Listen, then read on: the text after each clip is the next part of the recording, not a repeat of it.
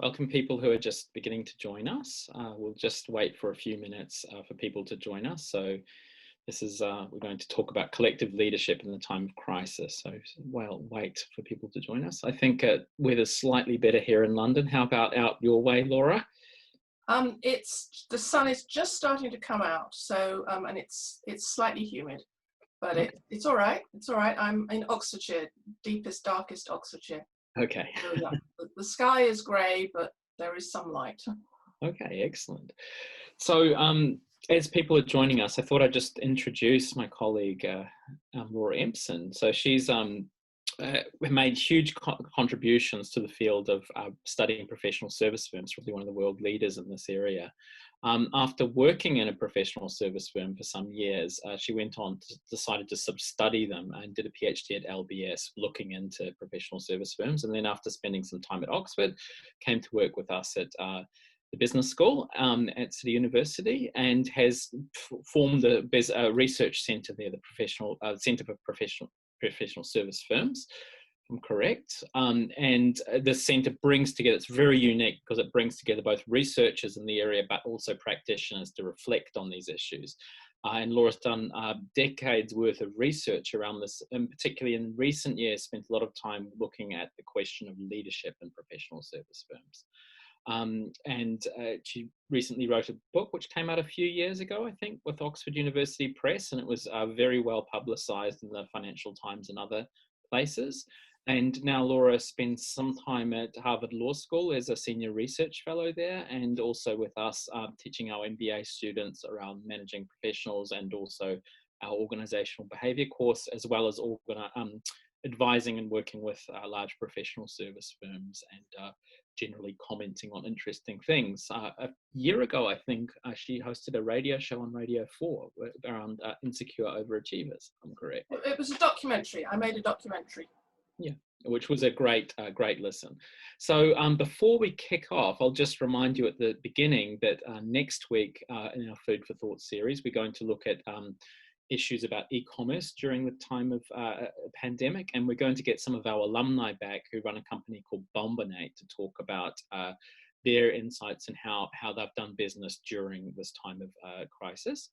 And then the following week, the next Wednesday after that, we're going to hear from someone from LinkedIn, a senior person from LinkedIn, who's going to tell us about networking, so some career insights during the time of crisis. So those should be two great things to look forward to. So let's pass over to Laura and hear about the issue about leadership in the time of crisis. Thank you very much, Andre. One of the things I'm finding interest by is this very short 15-minute format. So I'm going to try to stick to the 15 minutes. Andre, if I completely lose track of time, feel free to interrupt, but I'm going to try to condense what I have to say. I've been studying these issues for the past 25 years, so as you can imagine, talking about it in 15 minutes is a little bit of a challenge, but here we are. So first of all, I think before we talk about collective leadership, we need to understand what collective leadership isn't. And really, if you were doing a standard leadership course at a business school, or reading a standard leadership textbook, you would be reading about the leader as an individual. So you'd be thinking in terms of their traits, their behaviors, maybe the appropriateness of their style for a particular context. But all of these approaches to thinking about leadership really focus on the individual, and the popular press and airport books in particular perpetuate this myth of the heroic leader, the heroic individual who can inspire, who can turn around organizations. And there's a reason why this is what you hear about most of the time. Business schools and faculty have a financial incentive to play along with this myth. It's one of the ways in which we are able to sell executive education courses to practitioners, because we create the desire to become better leaders and persuade you that we can teach you how to become better leaders. And if you become a sort of renowned speaker on leadership as a member of faculty doing that kind of research, you can make a huge amount of money. So there's a very strong incentive for perpetuating this myth of the heroic leader. The problem is it's anachronistic and it's also unrealistic, and effectively it infantilizes the rest of us. It turns us all into so-called followers. So it's also particularly problematic in time of crisis, because in a time of crisis, our natural reaction is to sort of hunker down and look for the hero to save us. And by hero, it could be heroine as well. I'm just using that word and trying to use that word in a gender neutral way. But in practice, most of the studies, most of the books are about heroic, so-called heroic male leaders.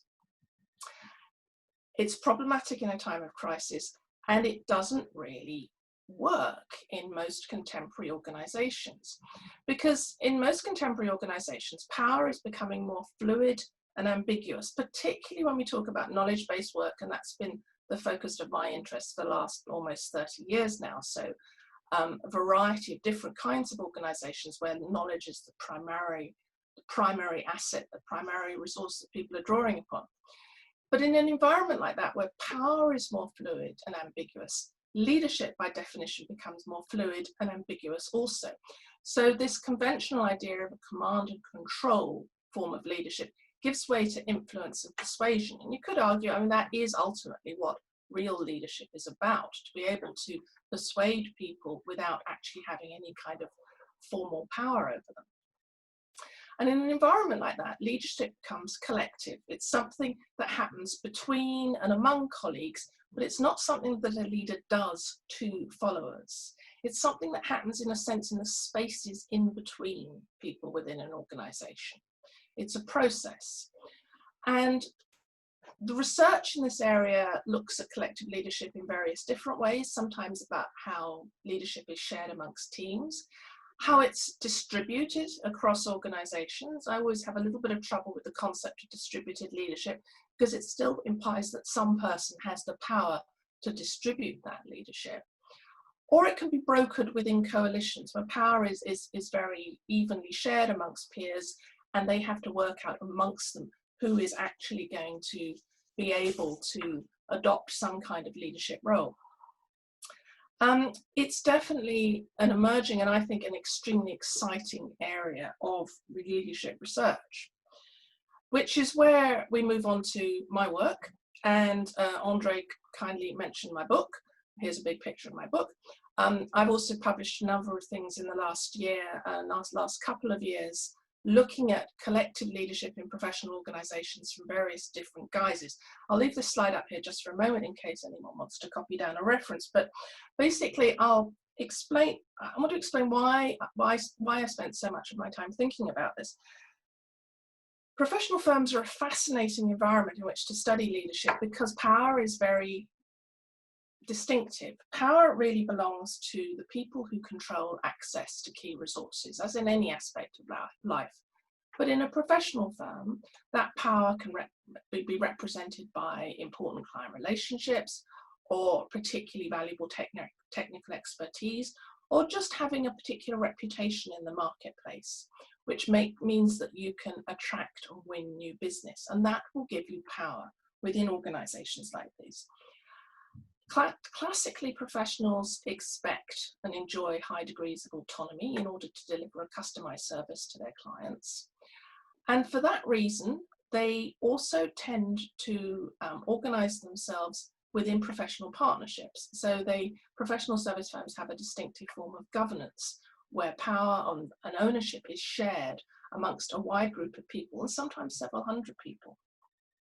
So alongside this extensive autonomy, you also have highly contingent authority for people who are in positions of leadership. They may be elected to those positions by their peers, and they can be deposed if they do anything wrong.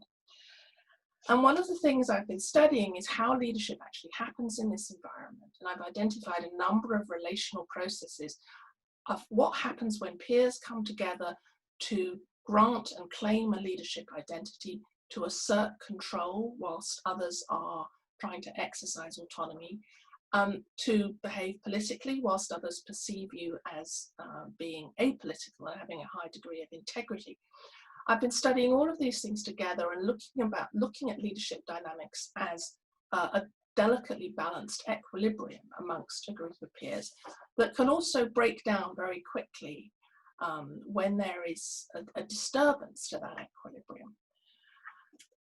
So it's fascinating, it's complicated, it's hard. Personally, I think it represents the ultimate leadership challenge. The problem is that collective leadership is cumbersome. Decision-making is slow.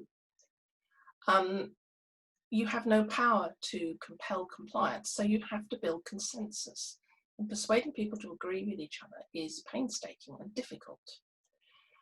You may find that opinions and interests are widely diverging, and therefore you have to engage in highly political behaviour, making trade-offs and compromises, whilst also at the same time making it clear that you're doing that for the benefit of the organisation rather than for yourself. The problem is, in a crisis, you need decisive action. And under conditions of stress, we have a tendency for our opinions to become more entrenched. We dig in.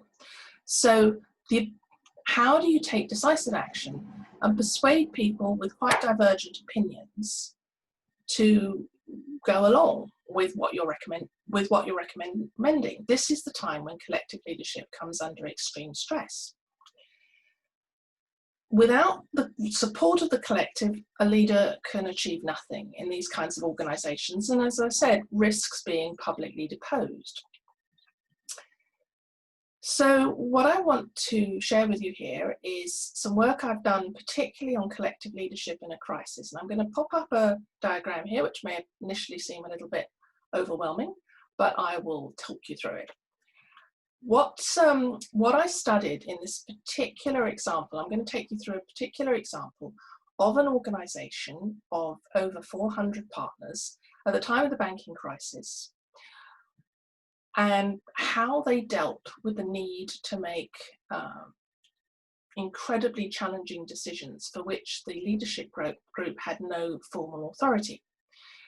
Now, before the crisis, in their everyday way of working, they had an extremely ambiguous approach to authority, to leadership, to power, to structures. It was really hard to pin down exactly how the organisation worked. A highly ambiguous authority structure, and they tended to work together through intuitive mutual adjustment. Many of them had known each other for many years, and they were quite comfortable with this ambiguity. They didn't see anything wrong with it. So this is a long quote, but I just want to take you through it because it's a lovely one. This is coming from one of the joint practice heads in the firm. So all the significant departments were run by at least 2 people, sometimes 3. I do think that ambiguity can perform a very, very useful role because it allows for gaps into which pressure can dissipate. If you make everything too rigid, too bureaucratized, did you have a mandate for this? Did you get the right number of votes for that? Is that your responsibility or my responsibility? You have to create so many hard lines that it becomes unworkable and also quite destructive. And the other advantage of ambiguity is I don't have to decide, nor does anybody else, who is the real leader. You're not forced to make decisions. And as soon as you're forced to decisions, who's the leader, Tom or Harry, make your mind up, you're having to sort of stake something which doesn't need to be staked. So this organisation was doing very well. It was one of the global leaders in its sector. It was doing actually outstandingly well with this very ambiguous way of working.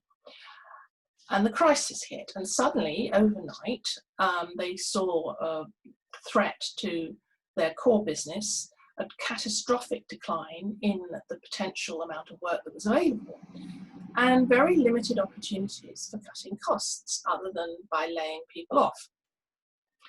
And of course, the most expensive people in that organisation were the partners. So the obvious place to look to for cost cutting would be amongst the partners. But the partners were also the owners of the firm. So what do? You can't just sack these people. But unless you do something about it, you are heading into a severe financial crisis. So what they started to do was to what I've termed mobilizing the hierarchy. They started to work out that within this highly ambiguous structure, there actually was a hidden hierarchy.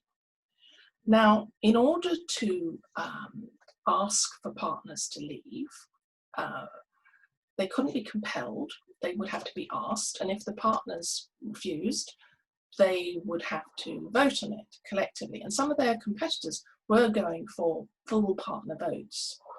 But the firm thought this would be incredibly destructive and it would lead to some really, really painful and unpleasant public humiliations of colleagues, which they didn't want to do. So they decided to do it privately and discreetly. And they began, as I said, by activating the inner circle. Neither the managing partner or I, this is the senior partner speaking, nor I believed that we had all the answers. We wanted to get the best minds around the table, giving it their best shot. It was a collective process of sharing thoughts and ideas. So they called a crisis meeting and got a small group of people together, not all the heads of departments, just a few, who they deemed the best minds in this situation. So already you can see a hierarchy starting to emerge, but it's kind of intellectual hierarchy. And said, what the heck are we going to do? People realized that something had to be done, and it had to be done by a tight group and rolled out quickly, because as soon as you start talking to one person in a partnership, all of a sudden, all the partners know about it. So they began this gradual process. Initially, the managing partner and the finance director worked together and drew up a list of partners that they would ask to leave. This was overturned by the inner group and also overturned by the board. And they said, no, you can't do it that way. So they reconvened the inner circle and started thinking about how do we identify people to leave. And the inner circle started bringing in other people and started working in small groups, all totally secretly, all these meetings completely off the books of the shared Outlook diary that anyone in the firm could reach. All being done at great speed, but highly data intensive, because they were determined that this be done fairly. Within the meeting room, however, during the time, the managing partner and the senior partner stayed out of this. They left it to the heads of departments, but they worked behind the scenes, quietly speaking to the heads of departments or the practice heads one-on-one and saying, how's it going? Do you need to do more? Trying to encourage them. And that got them so far, but not far enough. They brought everyone together again. Within the meeting room, we really had to push. Well, this is not enough. This is not enough. But as soon as we had an agreement, the list got shorter, and within 2 days, the list was down to about 5% of the partnership again. We had to go back to them several times and say, this is not enough. Now, crucially, the managing partner and the senior partner had no idea at the start of the process how many enough would be, how many partners they would have to ask to leave. But they knew that 5% wasn't going to be enough.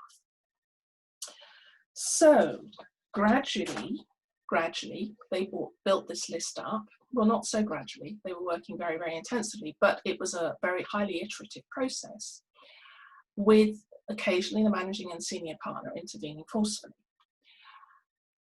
And then began the process of extending that consensus and gradually bringing in more and more partners to understand what was being done, working out who would talk to who, and how to give the news when the day of the announcement came.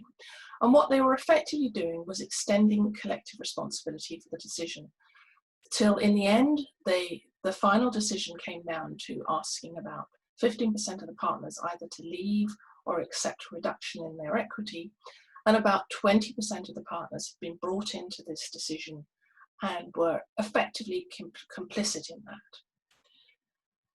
And then the announcement was made, and no public vote was called. All partners agreed to accept the package, the very generous packages they were offered, and the remainders of the partners saw that the decision had been made in a way that was data intensive and that they perceived to be fair, not least of course because they weren't the ones who were being asked to leave. But remember, a lot of these people had worked together for 20, 30 years, so even if you're not asked to leave, if your best friend is asked to leave, you could still be pretty angry. But the way it was done won the support of the rest of the partnership. So how did this work?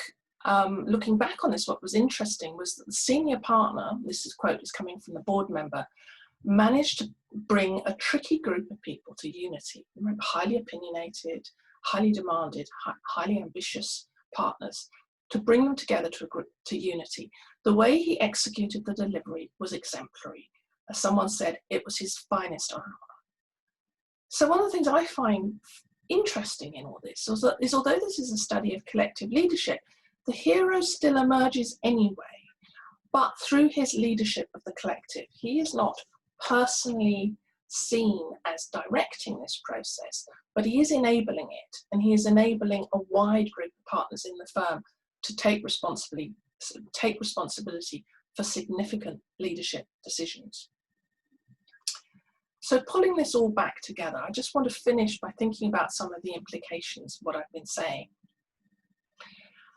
And I think those implications relate to all of us, and also to people who are in so-called leadership positions. That's why I put them in quotes. Don't put your faith in hero leaders, and don't trust individuals who want to cast themselves in this role. We need to be really careful about who we place above us on a pedestal to make damn sure they're worth it. Don't wish to be rescued. Instead, recognize your collective responsibility and opportunity for making leadership work. Leadership at all levels within the organization, not just at the top. And if you're struggling, and I think we've probably all been struggling these last few months, with this sense of being disempowered, with ambiguity, with anxiety, you can regain some sense of control through offering support to your leaders and to your colleagues who are struggling. Never assume that the person in a position of authority over you either knows what they're doing or has any particular confidence that they know what they're doing. There is always an opportunity for you to help if you offer your help appropriately. Of the leaders, recognize how a crisis can increase your power, but don't succumb to pressure to act like a hero. People are going to want you to act like a hero, but this may not be your strength. Think strategically about how to share that power. Activate your inner circle. Build and strengthen a coalition around you. Know when to intervene forcefully to resolve conflict and establish consensus, and then extend collective responsibility. And be ready to share the credit. Ultimately, this is not about you. This is about the organization, about getting the organization through the crisis. And if you do that right, you will be honored. Thank you. Shall I stop sharing, Andre? Yes, please. So thanks very much for that, Laura. If anyone has any questions and answers, please put them into the chat. But I'll just kick off by first of all saying, many of the messages which you work through resonated not just in professional service firms, but also, in other institutions which I've been speaking with people, and also our own institution. So I'd wonder if you have any comments about generalization. So how does this idea work just in professional service firms? Could it work in, say, healthcare, etc., or can it work in a mainstream business? It can work in all sorts of environments. It's best suited to environments where you have the pluralistic environments where you have many different competing interests. So healthcare would be a classic example of that. But also where lines of authority are not very clearly demarcated. So it does work in healthcare. It's some of the early studies done by Anne Langley were in healthcare in this area. The tricky thing is healthcare, any kind of regulated environment also has a kind of powerful regulatory structure sitting alongside it, which kind of gets in the way of collective leadership. So it's going to be a little bit different in each kind of environment. There's a lot of research on distributed leadership in an educational context, so it's common there.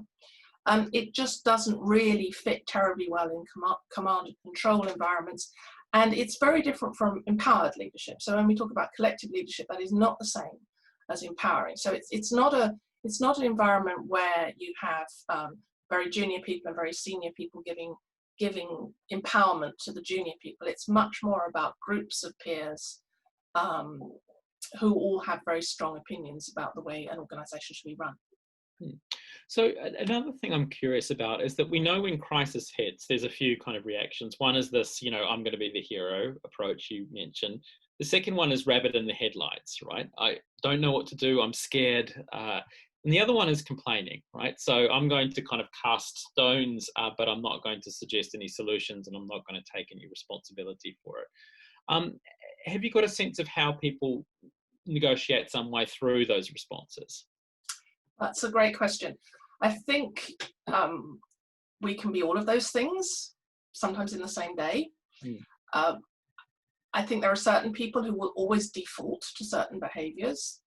And we probably recognize that in our colleagues in a faculty meeting. We could kind of predict in advance how certain people will respond. So the complainer will always complain. There'll be someone who's maybe a much more optimistic, kind of Pollyanna-ish, sort of encouraging type, and they'll always do that thing, and people might not take it particularly seriously. And then there are other people who just don't bother to go along to the faculty meeting at all, and I would say that's kind of the rabbit in the headlight approach. It's just a total disengage. Too difficult. And we will all be going through, we'll be defaulting to certain kinds of behaviors. And the question is then to challenge yourself, to think, is this really helping me? Is this helping the organization? And particularly for the complainers, and I'm a huge complainer myself, to recognize that this is self-indulgent, unproductive, incredibly irritating to everybody else. So to work out how you can take your natural skepticism and negativity and turn it into something that is useful and productive for everybody as well as for you, because it'll just eat you up otherwise. Okay, so we've got a question here from Hazel. There seems to be a risk that managing partners could be seen as passing the buck, or indeed trying to avoid making unpopular decisions. What do you think about that? Well, a managing partner who makes an unpopular decision won't remain a managing partner for very long. That's part of the problem. It depends a bit how much credibility the managing partner has. If they've been in the role for a long time, if they're loved and admired and respected, then they will naturally fall into this kind of sort of big mother or big daddy kind of approach, and people may be more comfortable with them acting in a more authoritative and more directive way. That's, again, risks infantilizing the partnership. I think partners are, they're grown-ups, they're very experienced, they're generally, very successful and very wealthy. I just don't think they should be passing the buck to anyone else for the management of their own organization. But it is really hard when you're the managing partner to push back and say, we need to do this together. Mm-hmm. Okay, so we've got another question here. Is it unique to partnerships as a governance model? How do you see this affecting other organisations like public firms, employee-owned businesses, or family businesses, which have some? Yeah, I think we kind of touched on that initially. I didn't talk about family businesses. I think there you have a whole extra set of issues around family dynamics, and I think anyone. I have a sideline of interest in family dynamics and psychodynamics, and there are some really interesting parallels with family organizations and partnerships, because partnerships, as I said, they've often been together for many years. Collective leadership can happen in any kind of organization where the people at the very top are prepared to share power. And if they're not, it's not going to happen. Okay, so I think that's a great point to end on. Thank you so much, Laura, for this. Just a reminder to everyone, we've got next week coming up Bombinate, which is some of our alumni who looked at e-commerce, and they set up a company and talking about e-commerce during a time of crisis. And then the following week on Wednesday, we have net insights about networking during COVID. Which comes from someone from LinkedIn. So thanks for joining us, Laura. Thank you, everyone. And it was a great session, and we look forward to seeing some of you again next week. Thank you. Bye-bye, Andre. Bye.